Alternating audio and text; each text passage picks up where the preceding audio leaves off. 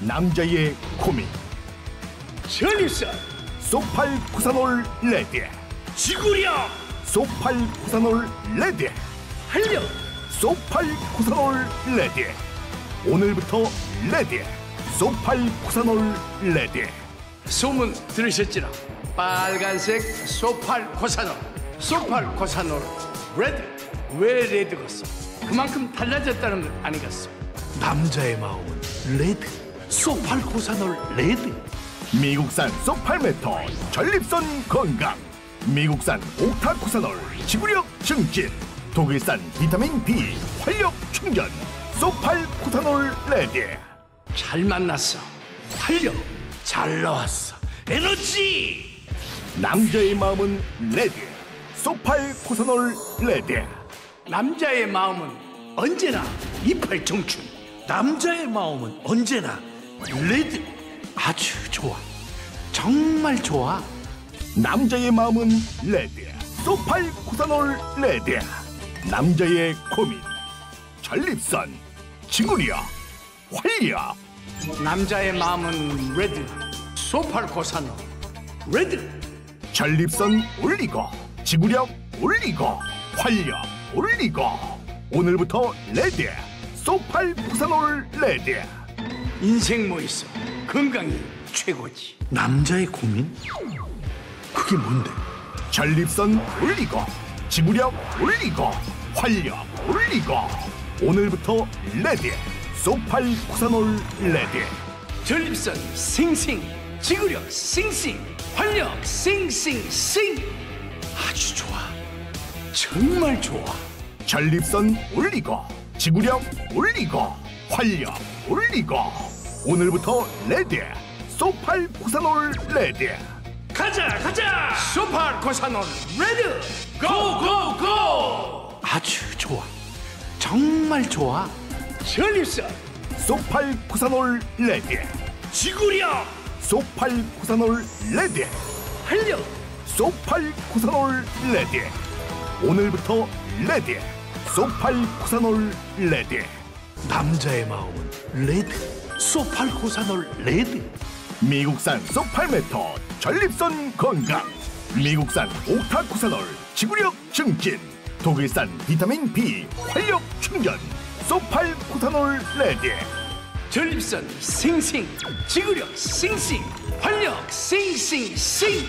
전립선 올리고, 지구력 올리고, 활력 올리고. 남자의 마음은 레드. 소팔코사놀 레드. 오늘부터 레드. 소팔코사놀 레드. 아주 좋아. 정말 좋아. 남자의 고민. 전립선, 소팔코사놀 레드. 지구력, 소팔코사놀 레드. 활력, 소팔코사놀 레드. 오늘부터 레드. 소팔코사놀 레드. 소문 들으셨지라? 빨간색 소팔 코사놀, 소팔 코사놀 레드. 왜 레드겠어? 그만큼 달라졌다는 것 아니겠어? 남자의 마음은 레드. 소팔 코사놀 레드. 전립선 싱싱, 지구력 싱싱, 활력 싱싱싱. 가자. 소팔 코사놀 레드.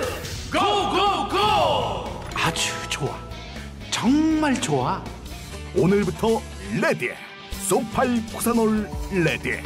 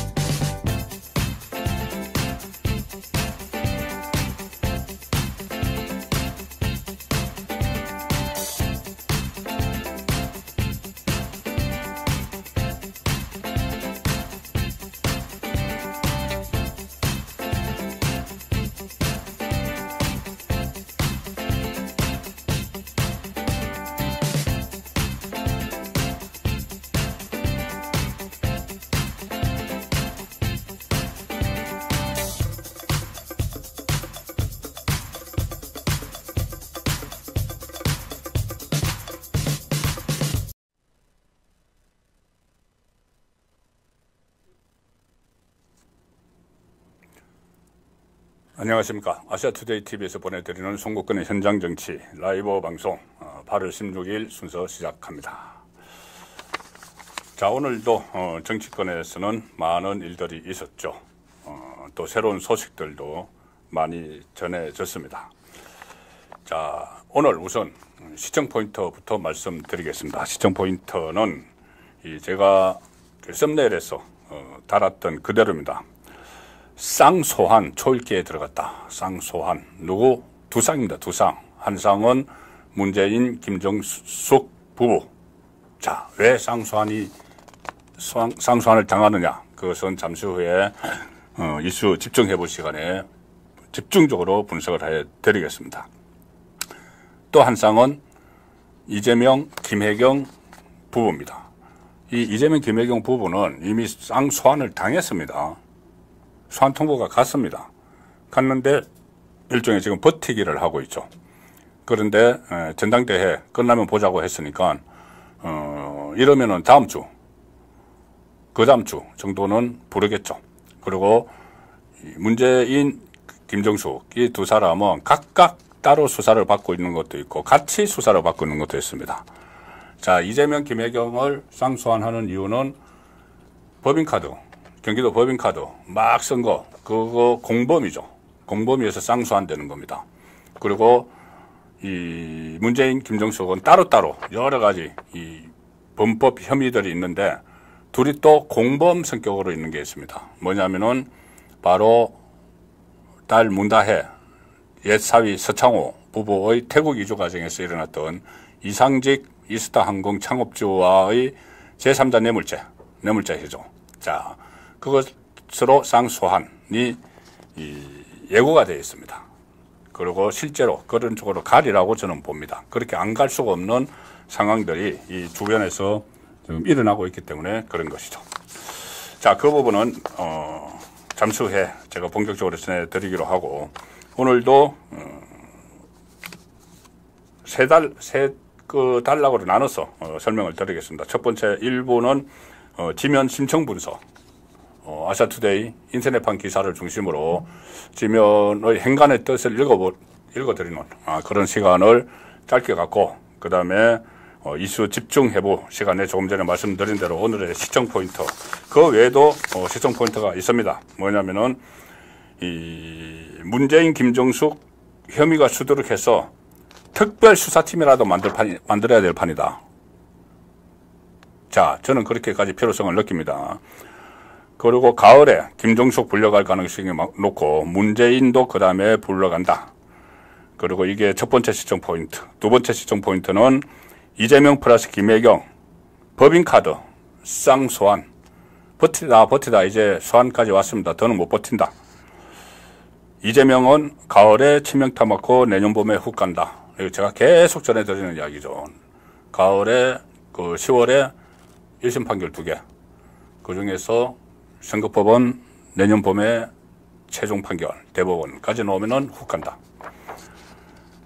전현희, 세 번째 시청 포인트. 전현희. 아주 거건을 했죠. 제가 말 입에 담기도 그렇습니다. 김건희 살인자, 김건희 살인자. 이런 식으로 망언을 했는데 도대체 뭘 노렸을까? 그냥 개딸에 아양 떨어서 최고위원 되고 싶어 하는 걸까? 아니면 또 다른 노림수가 있을까? 자, 그 부분도 심층적으로 분석을 해보겠습니다. 그리고 마치기 전에 2조의 인물, 베스트, 워스트 2조의 인물, 제가 매주 금요일 날 뽑고 있습니다. 자, 2조 인물 순으로 진행을 해드리도록 하겠습니다. 먼저 아시아투데이 이 첫 번째 소개해드릴 기사는 이겁니다. 검찰 문 전 대통령 부부 계좌 압수수색, 전 사위 특혜 채용 고발 4년 만이다. 보통 계좌에 대한 압수수색을 들어가는 것은 다른 증거들, 진술들을 많이 확보를 해놨다는 이야기죠. 여기에 참고인들로 검찰이 한 20명 정도 소환을 했습니다. 이 사건. 어떤 구체적인 내용은 잠시 후에 소개를 드리고 일단 기사 내용은 이겁니다. 문재인 전 대통령 전 사위, 이혼했으니까 전 사위죠. 서창호입니다. 항공사 특혜 채용 의혹을 수사 중인 검찰이 문재인 부부의 계좌 거래 내역을 들여다보고 있다. 전주지검 형사 3부입니다. 한용규 부장검사인데 여기 형사 3부 검사가 9명인데 9명 전부 다 투입했습니다. 이 수사에.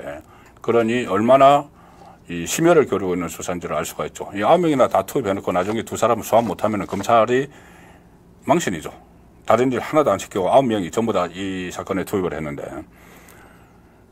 형사 3부 전주지검 최근 문재인, 김정숙에 대한 금융 계좌를 추적하기 위한 압수수색 영장을 집행을 했다.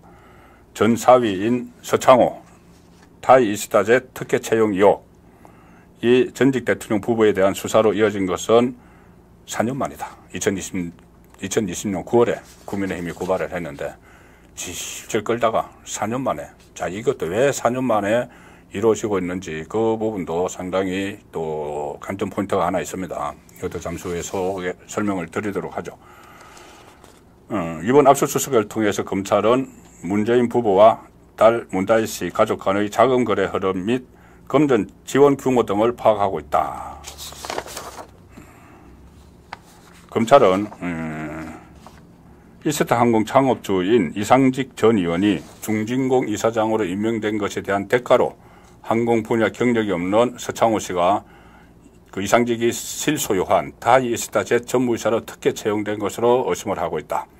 자, 그래서 이 2018년부터 2020년 초까지 있으면서 매월 800만 원 급여, 350만 원 가량의 집 렌트비, 그러니까 1,000만 원, 매월 1,000만 원이 넘는 돈을 받았었죠.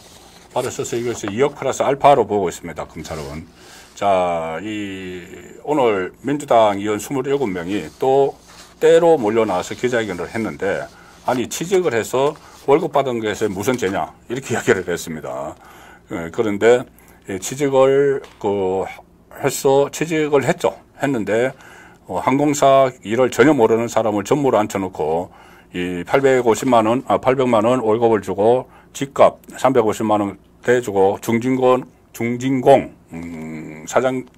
사장이 되고 나서 중진공 사람들이 태국에서 막 집 알아봐주고, 무엇보다도 대가가 있죠. 대가가. 그냥 취직시킨 게 아니고 취직시킨 대가. 시켜서 돈 준 대가. 일 안 시키고 돈 준 대가. 중진공 이사장. 그 다음에 항공노선, 중국, 싱가포르 같은 항공노선에 이스타항공 취업하게 이스타항공이 이제 거기 운항을 하도록 국토교통부가 편의를 봐준 의혹. 뭐 이런 것들도 있습니다. 그래서 말도 안 되는 27명 때로 몰려놓은 기자회견 이야기도 잠시 후에 소개를 드리죠. 그 재밌는 부분이 하나 있습니다. 그래서 이 대목은 제가 잠시 후에 이 본론에 들어가서 이슈 집중 해보를 할 때, 압수수색, 부부 계좌 압수수색, 이 부분은 다시 상세히 말씀을 드리도록 하겠습니다. 자, 두 번째, 아시아투데이 소개해 드릴 기사는, 기사 제목은 이겁니다. 박찬대, 3자 추천한 수용, 한동훈 제보 공작 의혹 포함. 한동훈은 제보 공작 의혹도 포함시켜야 된다. 이렇게 이야기를 했다는 겁니다. 그 기사가 지금 아시아투데이 인터넷판에 좀 나와 있습니다. 이 기사의 제목은 이 내용은 이겁니다. 오늘 박찬대가 민주당 원내대표 겸 당대표 직무 권한 대행이죠. 당대표 직무 권한 대행인데 이렇게 이야기했습니다. 한동훈 제3자 추천안을 수용하는 것이 가능하다. 특검법은 열흘 내에 제시해라. 이렇게 이야기를 했습니다. 여기에 대해서 한동훈이 이야기한 것이 그러려면은 조금 전에 말씀드린 대로 그것도 같이 하자. 뭐냐, 제보 공작 의혹 이것도 같이 특검 안에 수사 대상에 집어넣자. 이렇게 맞불을 놓았다는 기사입니다. 박찬대가 오늘 가는클럽 토론회에 나갔는데 거기서 이런 이야기를 합니다. 그때 한동훈 대표가 대법원장 등 제3자 특검 추진 방식을 한번 이야기를 했었죠. 그 방식에 대해서 이 안을 수용할 수 있다. 뜻을 밝혔습니다. 그리고 열흘의 시간, 열흘 내에 그러면은 한동훈 안을 수용을 할 테니 열흘의 시간 안에 그것을 발의를 하라. 자, 그런 그 이야기를 했습니다. 간혹클럽 토론회에서. 제3자 추천안도 수용할 수 있다. 한 대표가 집권여당 대표답게 국민과 약속을 지켜서 특검안을 신속하게 제출하기를 바란다. 자, 일단 이렇게 그 박찬대가 왜 이야기했을까요? 왜 이야기했을까요? 갑자기 처음에 한동훈이 이 전당대회 국면에서 제3자 추천하는 특검법을 이야기를 했었죠. 그 이야기를 했을 때 이 여건이 상당히 갈라졌습니다. 갈라졌죠. 대부분의 그 국민의힘 대부분 국회의원들은 최상병 특검은 절대 하면 안 된다. 어떤 형식으로든 하면 안 된다였죠. 왜냐하면은 최상병 특검을 해서 직권남용이라는 꼬투리를 잡아서 윤석열 대통령이 뭐 외압을 행사했다, 막 경로했다, 그 이야기죠.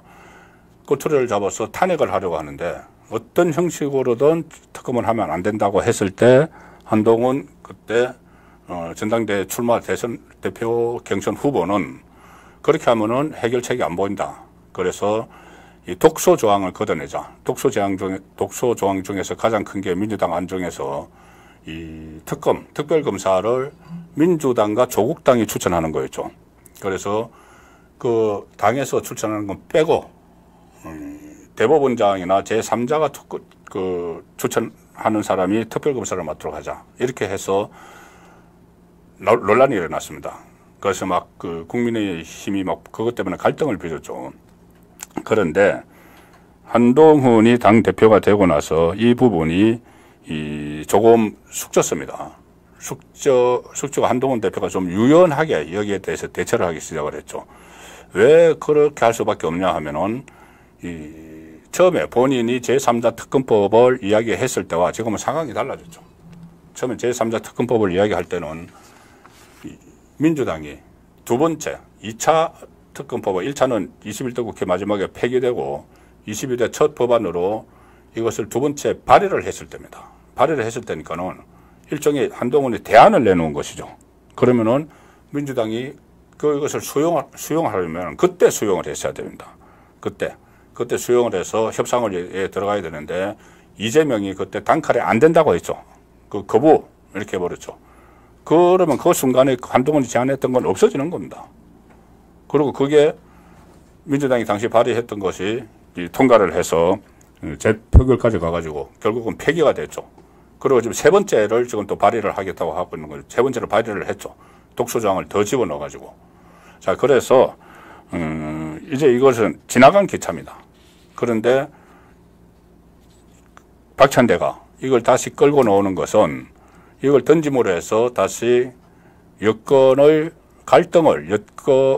갈라치기 하려는 거죠. 친윤과 친한을 갈라치기 하려는 의도에서 오늘 이것을 내놨는데 이게 박찬대 혼자 힘으로 혼자 생각으로 할 수 있는 게 아닙니다. 박찬대는 지금 바지 사장도 그런 바지 사장이 없죠. 그 뒤에 회장님이 계시죠. 회장님. 어버이 회장님 같은 사람 이재명이 있는데 이재명이 이번 일요일에 8.18 전당대회에서 다시 당대표로 복귀를 하게 되죠. 자, 그런데 그 전에 박찬대가 이재명이 없는 상황에서 이것을 받아들이겠다고 한다? 말도 안 되는 이야기죠. 이재명은 그 전에 처음에 한동훈이 제안을 했을 때 여기에 대해서 일축을 했기 때문에 지금 만약에 이것을 받아들인다고 하면은 말을 바꿔야 됩니다. 그러니까 박찬대가 슬그머니 박찬대에게 넘긴 거죠. 박찬대가 열흘 동안 기한을 주겠다. 이렇게 이야기하는 것도 결국은 이재명이 모레 돌아오니까 돌아오기 전에 자기가 당대표 권한 대행으로서 던져놔야 되는 겁니다. 자, 이제 그런 그 상황이 있고 그래서 결국은 이것은 뻔하죠. 이것은 분열을 위한 것이고 이걸 만약에 국민의힘이 뭐 한다고 해서 받아들일 리도 없고 오늘 박찬대는 이런 이야기까지 했습니다.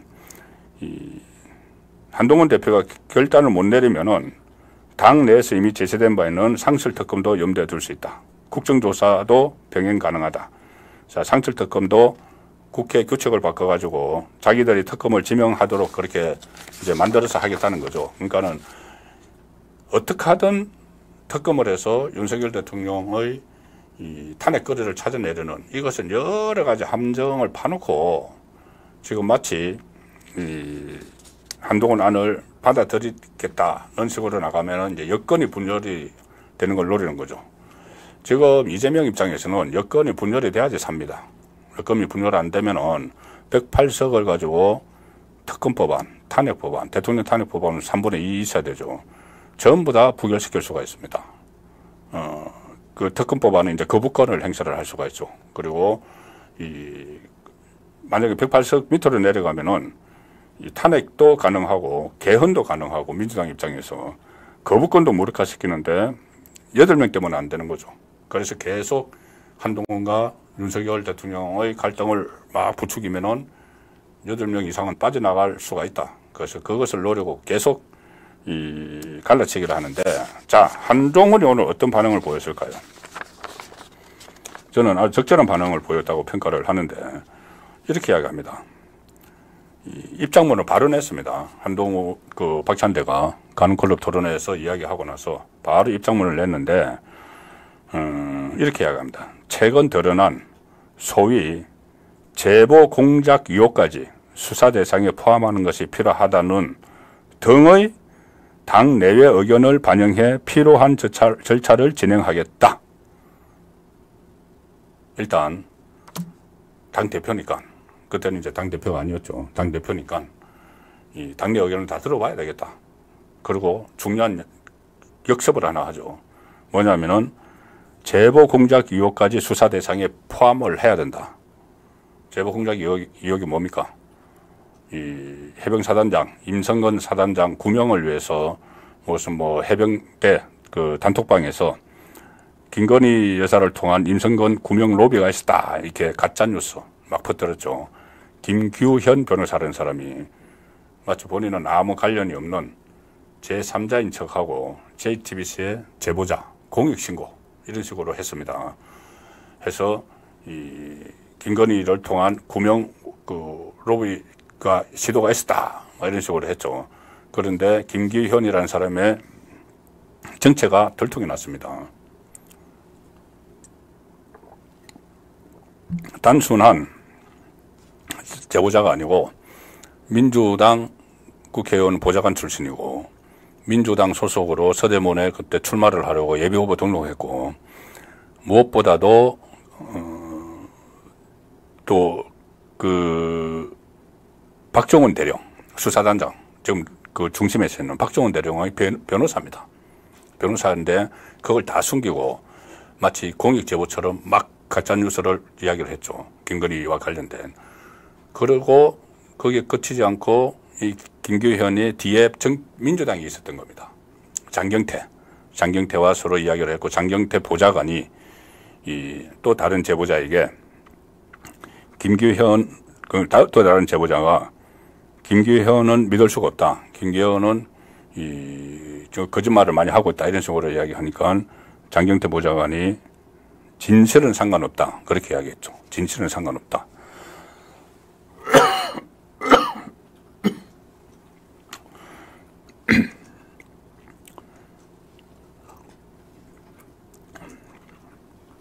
네, 죄송합니다. 진실은 상관없다. 영웅만 만들면 된다. 그렇게 이야기했습니다. 그러니 김건희 개입설 그것은 진실이든 아니든 그거는 그 상관이 없고 김규현 변호사를 영웅으로 만들면 된다. 그러니까 상처만 입히면 된다는 이야기죠. 진실은 상관없이. 자, 그런 그것이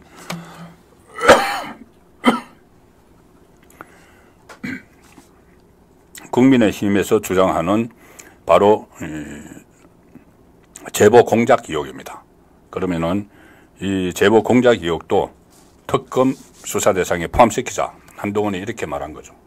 그러면 민주당이 지금 3번째 발의한 특검 법안에는 조금 전에 그걸 진짜로 해가지고 허위 공작인데 그 김건희 개입설을 진짜로 가정을 해서 김건희 여사도 수사 대상에 포함을 시켜놨습니다. 그런데 한동훈은 그거는 허위니까 허위라는 사실을 수사를 하자 이렇게 되는 거죠. 그러니까 정반대의 입장에 서 있는 거죠.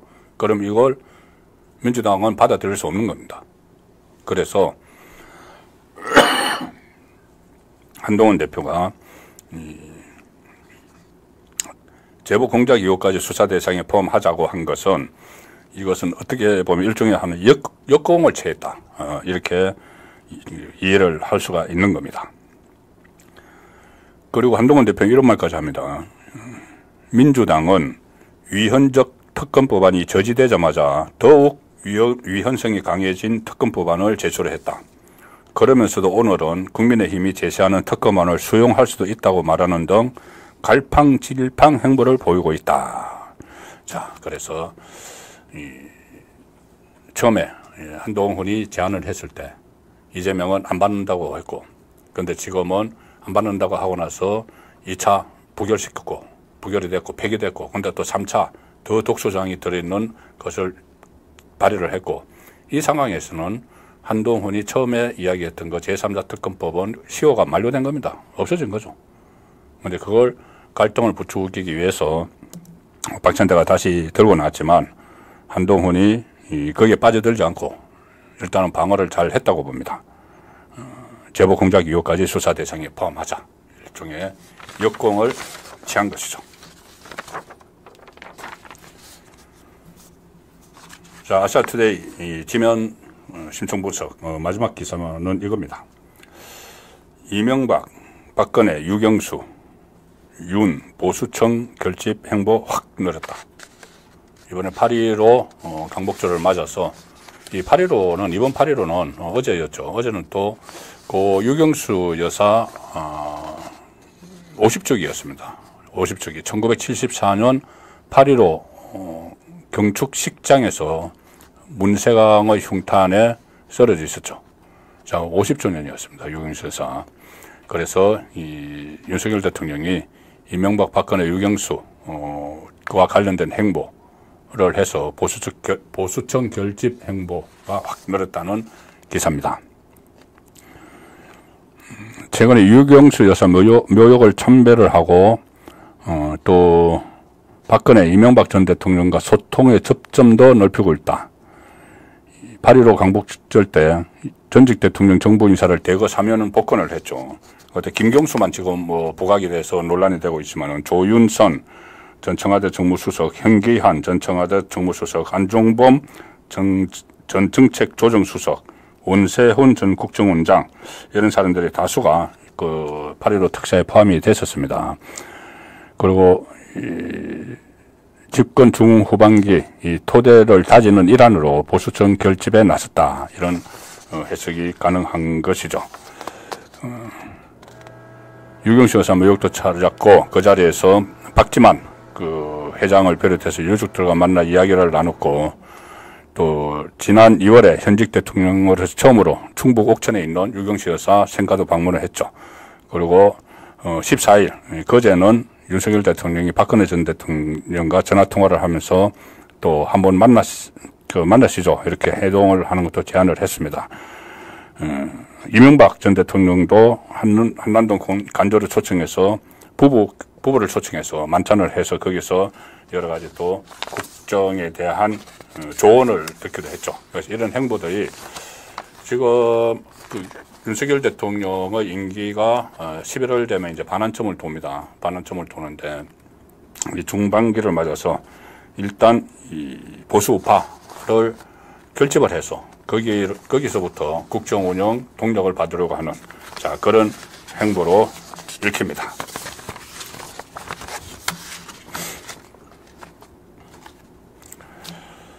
자, 잠시 후에 그 2부 순서 오늘의 하이라이트죠.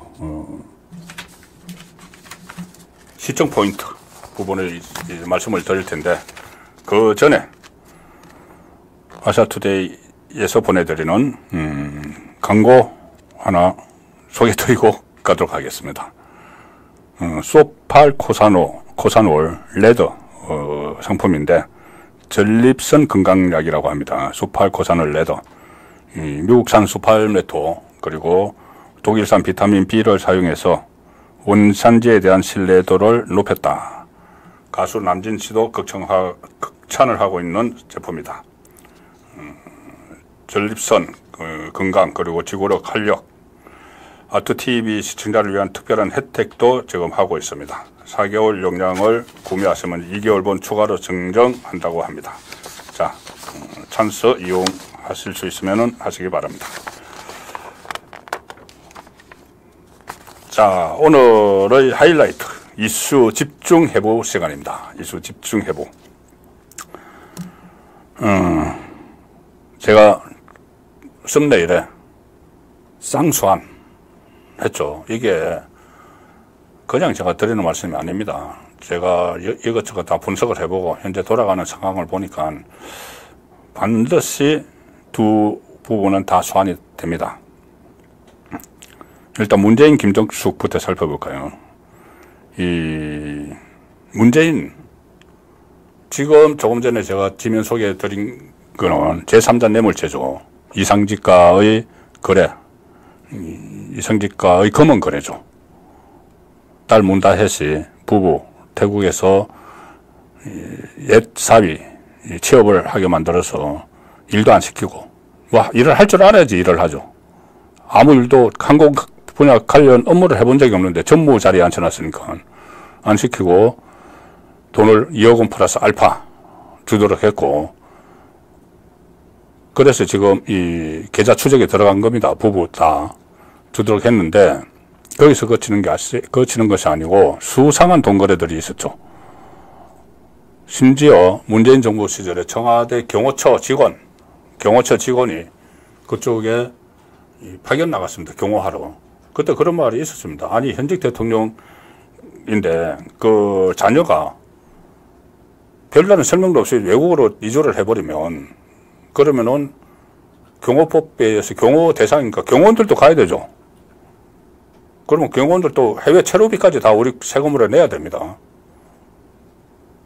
그때 경호원도 데려갔을 거다 했는데 실제로 갔어요.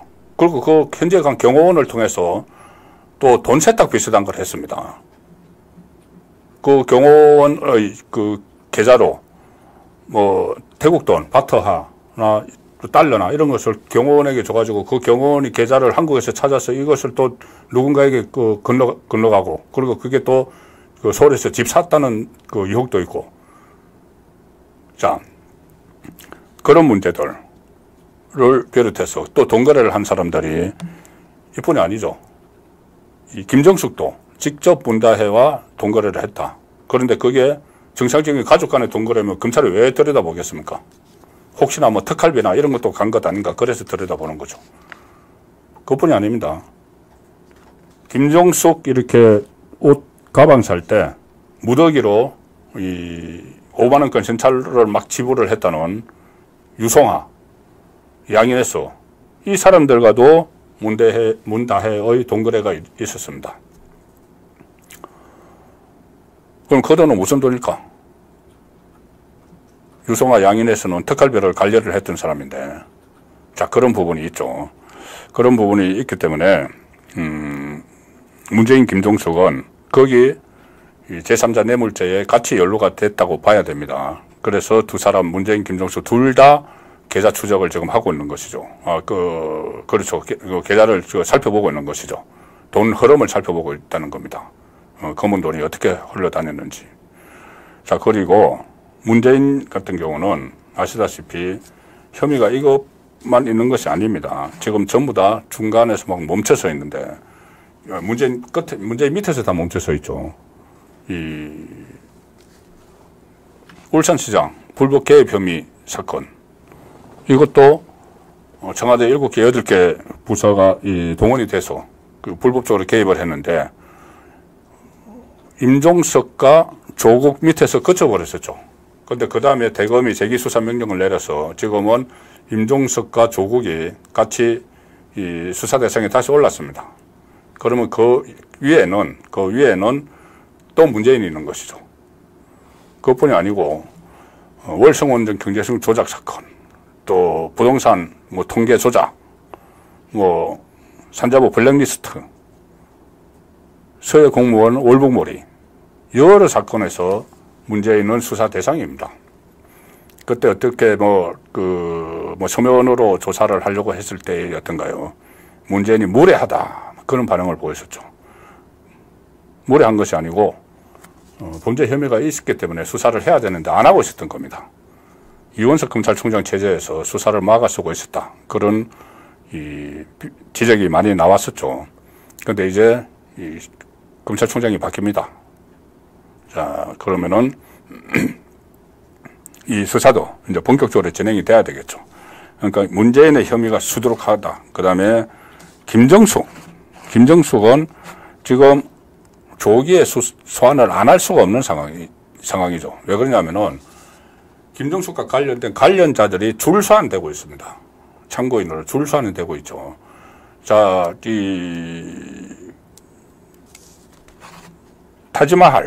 타지마할과 관련해서도 이미 외교부 과장, 문체부 과장, 그리고 인도 대사관 관계자, 참고인으로 줄 소환됐죠. 그 다음에 사라진 샤넬 재킷. 그 사건과 관련해서도 여러 사람이 소환이 돼서, 참고인으로 소환이 돼서 조사를 받았고, 또, 이번에는 그것을 디자인한 샤넬의 한국인 디자이너까지 지금 소환되고 있습니다. 그러면, 또 그것뿐이 아니죠. 특활비 감봉권 관련해서도 이것을 경찰에서 또 의상실 디자이너를 막 소환을 하고 있죠. 이게 모든 것이 김정숙과 관련된 것을 수사를 하는 차원에서 여러 사람이 소환이 됐는데, 김정숙을 소환 안 할 수가 없죠. 다 소환해서 조사를 했으면 이제 확인을 해야 되니까는 김정숙 소환해야죠. 그런데 김정숙은 그것뿐이 아니고 문재인과 같이 제3자 뇌물죄, 이상직과의 거래, 거기에 대한 대해서도 한 20명이 소환 조사를 받았죠. 그것도 조현욱 인사수석이나 백은우 민정비서관, 심지어 주영훈 경호처장은 소환 조사를 받을 때 검찰에 그렇게 이야기했습니다. 이게 위선에 다 보고했다. 뭘? 경호처 직원이 이렇게 동거래를 한 거, 문대하 씨하고 위선에 다 보고했다고 검찰이 진술을 했습니다. 그 위선이 누구죠? 문재인이죠. 김종식인가요? 문재인이죠.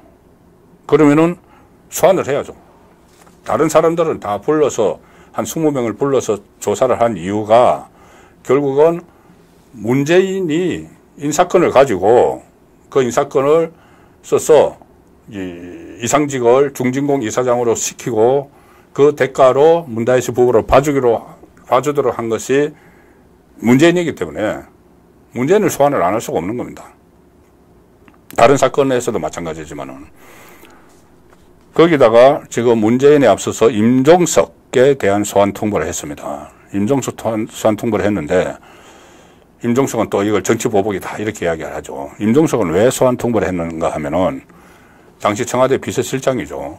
이 청와대에는 인사위원회라는 게 있습니다. 인사위원회가 있는데 이제 공공기관장이나 장관급들 정도 인사를 하면 인사위원회를 엽니다. 인사위원회를 열어서 이 인사수석이 그때 이제 조현옥 수석이었는데 인사수석이 이 사람에 대해서 설명을 합니다. 인사 대상자에 대해서. 그러면은 민정수석이 인사 검증 결과를 또 설명을 합니다. 그러면 인사위원장이 그것을 결정을 하죠. 실제로는 위에 대통령이 지시를 내리지만은 그때 임종석이 인사위원장이었죠. 그런데 2018년에 이상직을 중진공 이사장으로 이렇게 발령을 하는 그 인사위원회가 열렸는데 그때 위원장이 임종석이었기 때문에 임종석을 부르는 겁니다. 그러면은 임종석은 이상직을 어떻게 알고 중진공으로 했을까? 임종석이 아는 게 아니죠. 문재인이 그렇게 시킨 거죠. 그리고 문재인은 이 중진공 이사장을 시키는 대신 우리 딸 부부를 봐줘라 이렇게 됐다는 거죠. 그래서 딱 떨어지는 뇌물죄 그렇게 했기 때문에 가을에는 김종숙은 지금 워낙 많은 주변 수사를 많이 해놨기 때문에 김종숙을 먼저 불러야 되고 그 다음에 문재인은 임종석을 조사를 하고 나서 부르겠죠. 그래서 어쨌거나 문재인, 김정숙은 소환 대상이 지금 돼서 거의 뭐 확실시 되는 소환 대상자인데, 자, 오늘 이 27명이 또 나타났습니다. 27명이 누구냐면, 저번에 제가 말씀을 한 2차례 드렸는데, 이원석 검찰총장이 박성재 법무부 장관하고 5월 달에 인사협의를 했죠. 두 사람이 인사협의를 했고, 그때 이 전주지검장으로서 문재인 이 제3자 뇌물죄를 수사를 아주 강하게 하던 이창수 검사장이 서울중앙지검장으로 옮기는 걸로 이야기가 됩니다. 그 이야기를 단 둘만 알고 있죠. 이원석과 박성재 그 법무부 장관. 그런데 그 인사협의를 한 다음 날 민주당 의원 27명이 때로 나와서 기자회견을 하죠. 민주당 의원 중에서도 친문재인 쪽 27명이 때로 기자회견을 합니다. 그래서 전주지검에서 이창수가 강압 수사를 하고 있다 막 비난을 하죠. 자, 그래서 그거를, 그렇다면 갑자기 왜 인사협의회를 하고 나서 그 다음날 이창수를 막 비난하는 27명의 기자회견을 했을까? 이원석이 정보를 넘겨준 거 아닐까? 친문 쪽에, 문재인 쪽에. 그 이야기가 그때 있었습니다. 국민의힘 윤상현 의원이 공식으로 문제를 제기를 했었죠. 어쨌든 그 27명이 문재인을 지킨다고 나가서 막 정치검찰, 뭐 정치보복, 뭐 이런 이야기를 했는데, 그때 이제 한참 위험할 때죠. 위험할 때인데, 오늘 그 27명이 그대로 또 국회에 등장을 했습니다. 똑같은 사람들이. 왜? 오늘 아침부터 보도가 되기 시작하니까는, 금융 계좌 추적한다. 보도가 되기 시작하니까는, 야, 큰일 났다. 아마, 평산마을 책방에서 뭐가 오다가 내려왔을 수도 있죠. 야, 이거 그냥 있을 거야. 지금 계좌 추적한다는데, 27명이 오늘 쭉 나섰습니다. 쭉 나서서 또 이 방어막을 쳤는데, 이렇게 주장을 합니다. 또 명백한 정치보복이다. 뭐든지 수사만 하면 정치보복이다. 취임 첫날부터 전임 정부 괴롭히에게만 골몰하던 윤석열 정부는 대체 언제까지 전임 정부에 대한 정치보복만 할 거냐. 뭐 이런 식으로 이야기를 하고 나서 어처구니 없는 또 왜곡을 합니다.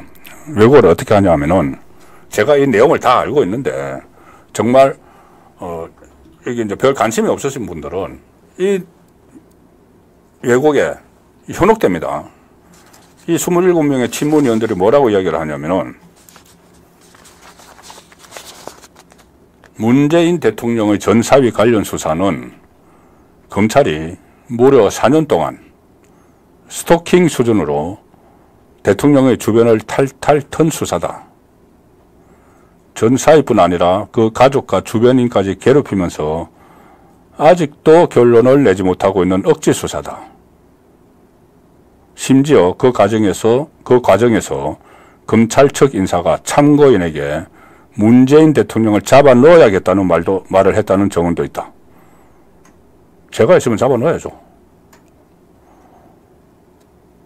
어쨌든 뭐 이거를 뭐 그렇다 치고, 자, 4년 동안 스토킹 수준으로 대통령의 주변을 탈탈 털었던 수사다. 천만에요. 이게 4년 전이면은 문재인 때입니다. 문재인 때 국민의힘이 고발을 했는데 고발장 접수해놓고 전주지검에서 움직이지도 않았습니다. 그리고 3년 동안 그 다음 그 전주지검장도 손도 안 댔습니다. 언론에 가끔가다 한 번씩 보도가 됐죠. 그래도 완전히 쉬고 있을 수는 없으니까. 그러다가 작년 9월입니다. 딱 1년 전이죠. 작년 9월에 지금 서울중앙지검장인 이창수 검사장이 전주지검장으로 부임을 합니다. 부임을 해서 이창수 검사장은 가는 곳마다 캐비넷을 다 열어본다고 합니다. 상징적인 이야기죠. 뭐냐면은 묵혀놓은 사건이 뭐가 있는지. 그래서 전주지검 캐비넷을 다 하나씩 열어보니까는 이게 묵혀져 있다라는 거죠. 문재인과 관련된 수사가. 고발 사건이. 수사도 어느 정도 하긴 했는데 묵혀놨더라. 그때부터 수사가 본격적으로 됩니다. 1년 전이죠. 이 4년 동안 탈탈 턴 거 스토킹 수준 이거 아니죠. 1년 전부터 수사를 해서 제가 조금 전에 말씀드린 조현욱 인사수석이나 백원우 민정비서관이나 뭐 중기부 장관이나 차관이나 이 주영훈 경호처장이나 소환이 된 것이, 그리고 그 서창호 씨 또 소환 통보를 갖고 뭐 양인해서 한 것이 올해 2월 달입니다. 올해 2월 달 집중적으로. 그런데 안 간 사람들이 더 많습니다. 소환에 불응했습니다. 양인해서 같은 경우는 3번 소환에 불응을 하니까는 출국 정지를 시켜버렸죠.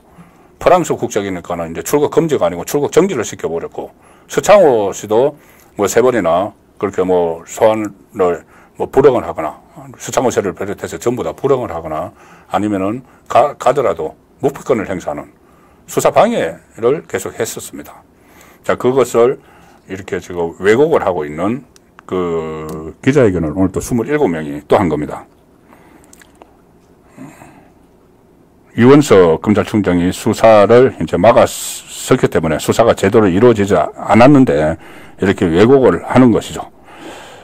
그리고 오늘 27명인데 여기서 부수적으로 하나 확인할 수 있는 게, 민주당 국회의원 지금 170명이죠. 그 중에서 친문은 27명이 남았구나. 거듭 확인이 됩니다. 친문은 27명이구나. 170명 중에서 이미 전부 다 이재명에 대해서 비명 행사당하고 27명도 일종의 뭐 전향 비슷하게 한 사람들이 대부분입니다. 제가 명단을 읽어보니까는 그 사람들만 남았는데, 어쨌든 문재인 일이니까 또 두 번째로 발벗고 나섰는데 친문은 27명이구나. 그런데 김경수 친문 쪽에 뭐 복권됐다고 해서 마치 친문이 큰 세력을 형성해서 하나로 뭉칠 것 같은 그런 기사들이 나오는데 그렇지 않습니다. 친문은 이미 패족 상태에 들어갔다고 봐야 됩니다. 친노무현이 그때 안희정이 정동영이 대선에서 지고 나서 친노는 패족이다 그렇게 이야기했죠. 그런데 문재인이 기사회생해서 친문으로 다시 패족을 친문으로 살려냈는데 지금 친문은 패족입니다. 김경수가 그걸 살려낼 힘 없고 조직력도 없다고 봅니다. 어쨌든 27명은 뭐 제가 다 읽을 수는 없고 귀에 익은 그 사람들만 말씀드리면 윤건영, 뭐 고민정, 김영배, 민형배, 박수현, 복기왕, 정태호, 진성준, 최현일, 한병도, 한준호 이렇게 쭉 해서 27명의 친문이 아직도 있다. 그런데 결속력은 느슨하다. 그런데 단지 결속력은 느슨하지만 문재인이 김정숙이 사법위기에 빠졌을 때는 발벗고 나선다. 자, 이 부분은 확인이 됐습니다. 자, 그래서 쌍으로 이제 그 소환당하는데 문재인, 김정숙은 혐의가 수두룩해서 오늘 제가 어느 방송에 갔는데 이렇게 물어보더군요, 앵커가. 그러면은 이거 수사를 전부 다 여기저기서 막 하면은 이재명이 지금 재판이 4개 받는데 사건이 7개 사건이죠. 그 혐의가 11개죠. 그런데 문재인도 사건이 굉장히 많습니다. 조금 전에 말씀드린 대로 월성, 울산, 무슨 월북몰이, 뭐 불량기스타 많이 있죠. 그러면 이것도 각각 다른 데서 다 수사를 해서 기소하고 막 그래야 되는 거냐고 질문을 해서 제가 이야기했죠. 그 정도 되면은 특별수사팀을 하나 꾸려야 되는 거 아니냐. 특별수사팀을 꾸려서 문재인과 이재명과 관련된, 왜 특별수사팀까지 꾸리느냐. 전직 대통령 부부죠. 전직 대통령 부부. 그리고 조금 전에 말씀드린 그런 범죄 혐의들이 전부 다 대통령 재임 기간에 일어났던 겁니다. 이재명하고는 결이 좀 다르죠. 물론 이재명도 경기도지사나 성남시장 때 일어난 시정농단 아니면 도정농단 이렇게 되지만 문제는 말 그대로 국정농단이죠. 국정농단은 전부 다 서로 또 막 연결이 되어 있기 때문에 하나의 특별수사팀을 독자팀을 만들어서 수사를 해야 될 정도로 혐의들이 많습니다. 특검이라도 하려면 해야죠.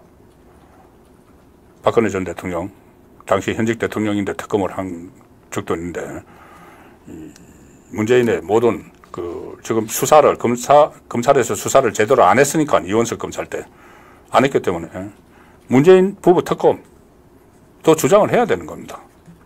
맨날 윤석열 탄핵, 특검 하는데 어떤 맛 대응을 실제로 이것은 없는 것을 하는 것도 아니고 이렇게 많은 혐의를 가지고 있으니 특검이라도 해야 되는 판이죠.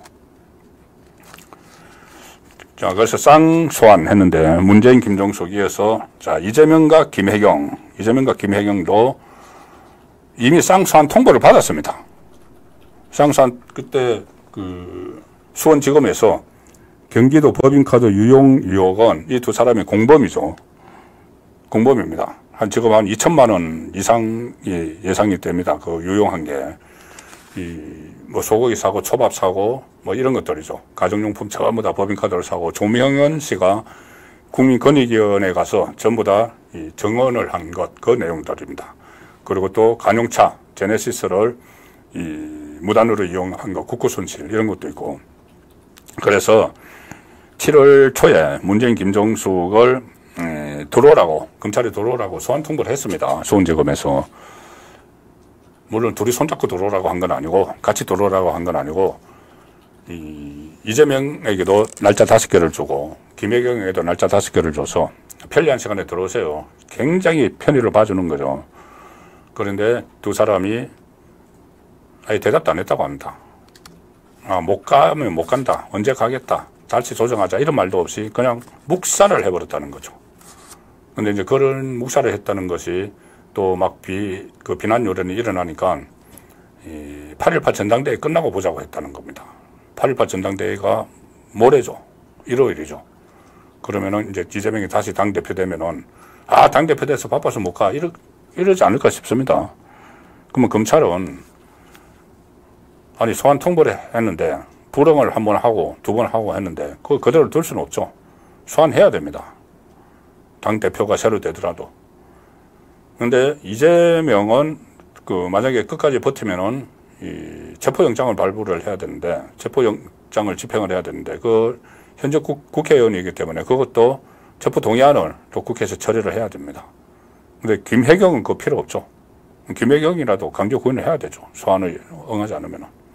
그리고 돈봉투 관련해서 소환 통보를 받은 7명도 또 오지도 않고 있다고 합니다. 4번이나 소환을 통보를 했는데, 자, 같이 다 정말 체포동의안을 제출을 하더라도 검찰이 제대로 수사하는 모습을 보여줘야 되는 거죠. 그러면 이재명과 김혜경은 지금 법인카드로 더는 버티기 어려울 것 같습니다. 이 상황에서 그 소환이 이제 될 테고, 소환은 따로 되지만은 나중에 재판 받을 때는 둘이 같이 받아야 됩니다. 소환하고 나면 그 다음에 기소를 해야 되겠죠. 기소를 하면은 이 소환이야 따로 가서 조사받지만은 사실 뭐 소환할 때도 같이 불러가지고 법인카드 서로 이상한 그 핑계를 대고 있으니까는 같이 물어보는 것도 좋은 방법인데 어쨌든 재판은 두 사람이 같이 받는 거죠. 부부가.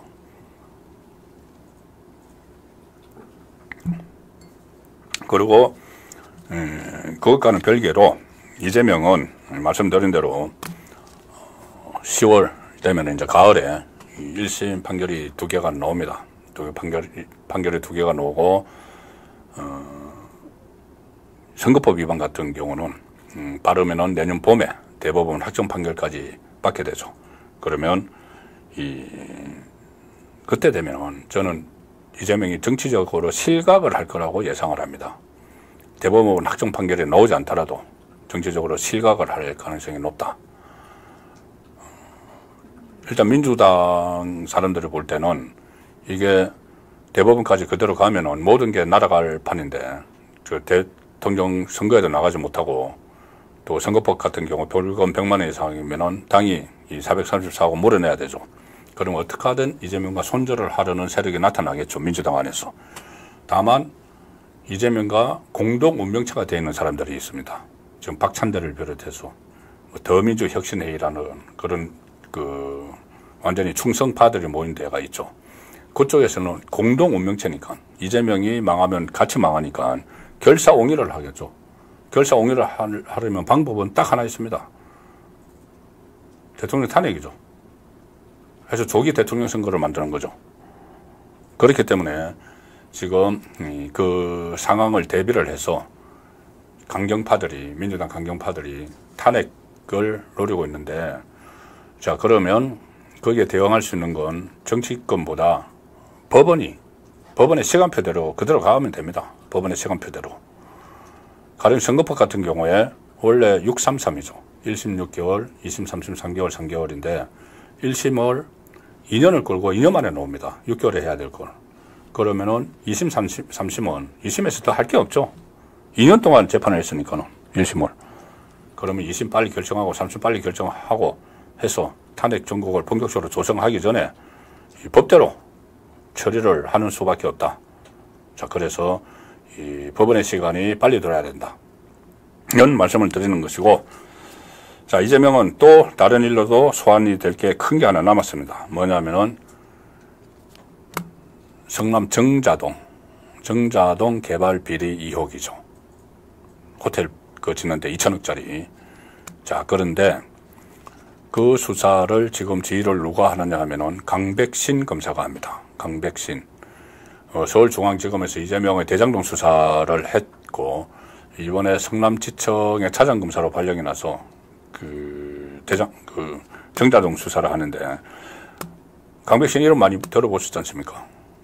이번에 탄핵 발의한 4명 중에 1명입니다.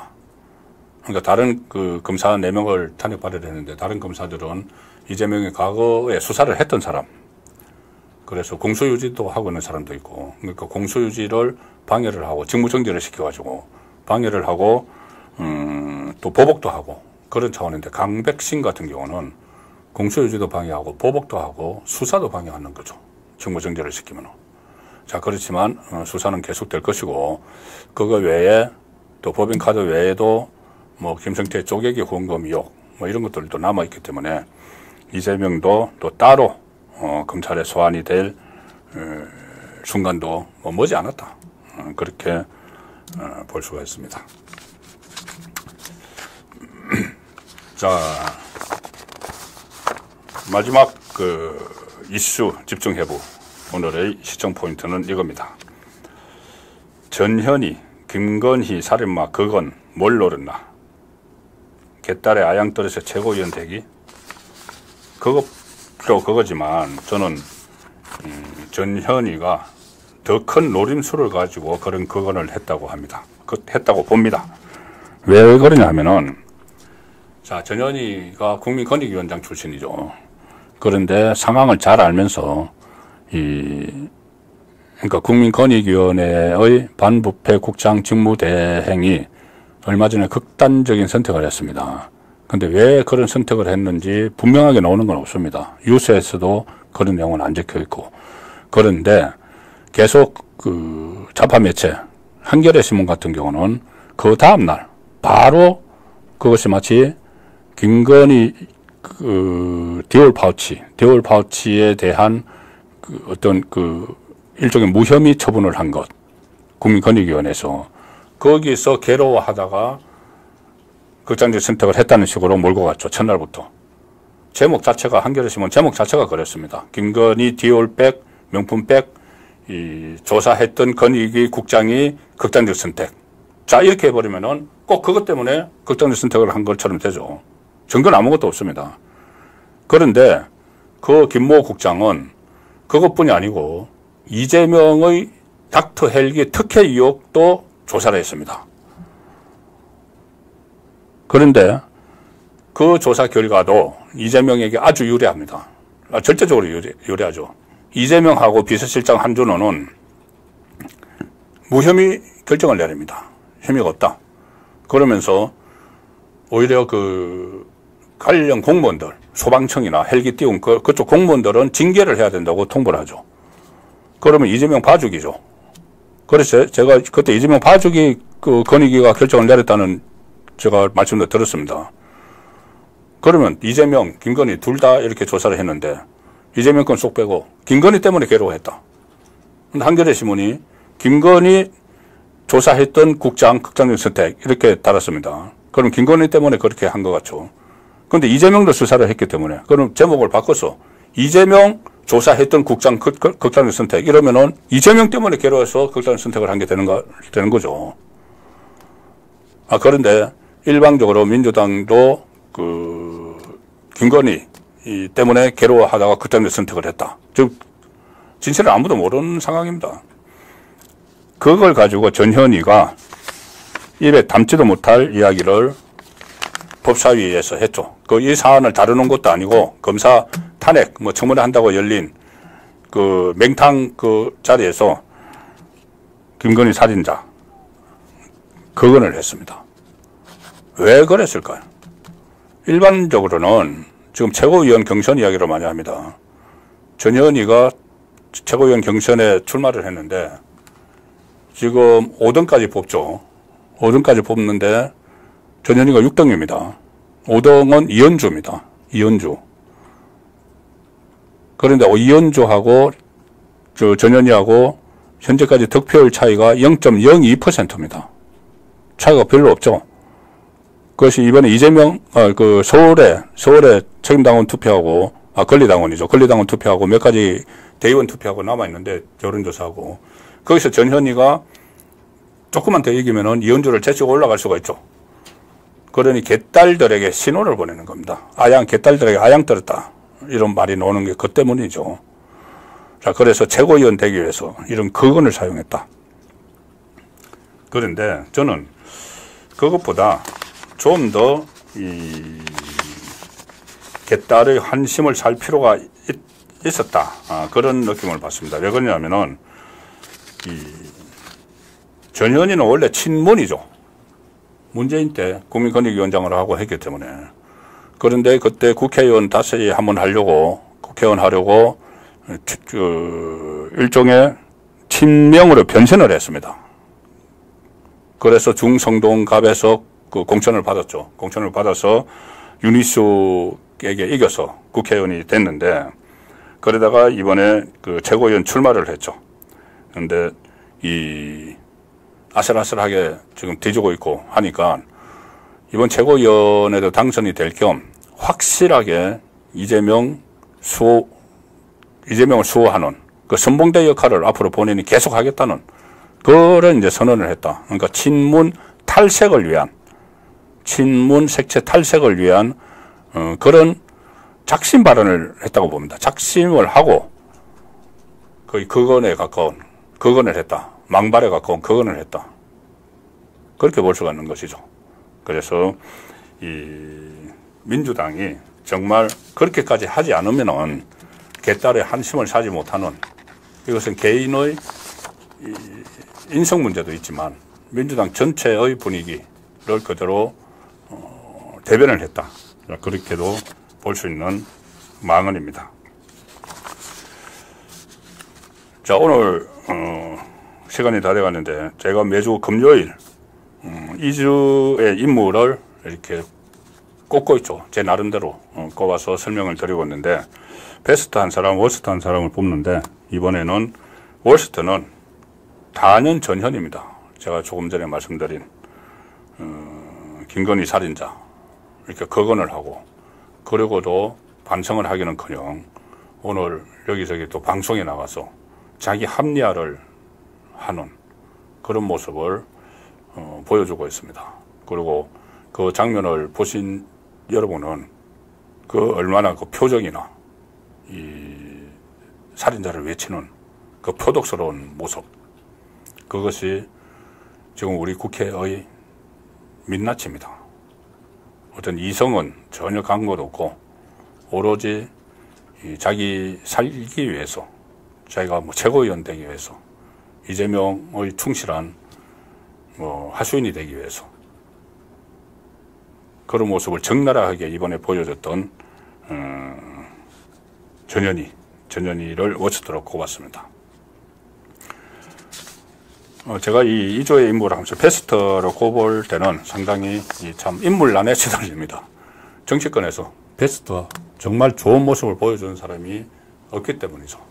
그래서 좀 주관적이라기보다 객관적으로 이번 주에 누가 좀 긍정적인 측면에서 스포트라이트를 받았는지 그걸 따지다 보니 오세훈 서울시장이 눈에 띄었습니다. 오세훈 서울시장. 지금 현재 서울시정을 하고 있기 때문에 자기 대권, 여론조사 이런 데서는 많이 밀리고 있지만, 최근에 언론 인터뷰를 적극적으로 하고 있습니다. 그래서 본인의 임기도 그 반환점이 도는데, 그 전에는 대권 출마 의지가 한 50%였다면은 지금은 51%는 됐다. 사실상 대권에 도전하겠다는 그런 선언을 했고, 대권 도전을 위한 어떤 그 여러 가지 방편 중에 하나겠죠. 제가 더 주목을 하는 것은 오세훈 시장이 서울 올림픽을 유치를 하려고 하고 있습니다. 우리가 88 서울 올림픽이 있었는데, 오세훈 서울시장이 재임 기간에 2036년 올림픽이 개최지가 결정이 됩니다. 재임 기간 안에. 그래서 지금 인도가 가장 그 강력한 후보 도시입니다. 그런데 오세훈 그 시장이 그 바흐 IOC 위원장과 또 상당히 친분이 있고, 바흐의 올림픽 개최지 선정에 영향력이 크다. 그래서 서울 올림픽 2036년 서울 올림픽을 유치하기 위해서 적극적으로 나섰다. 자, 그 차원에서 제가 2주의 베스트 인물로 오세훈 서울시장을 꼽았습니다.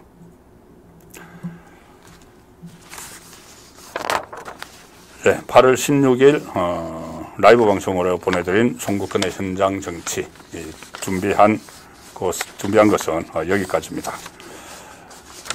그리고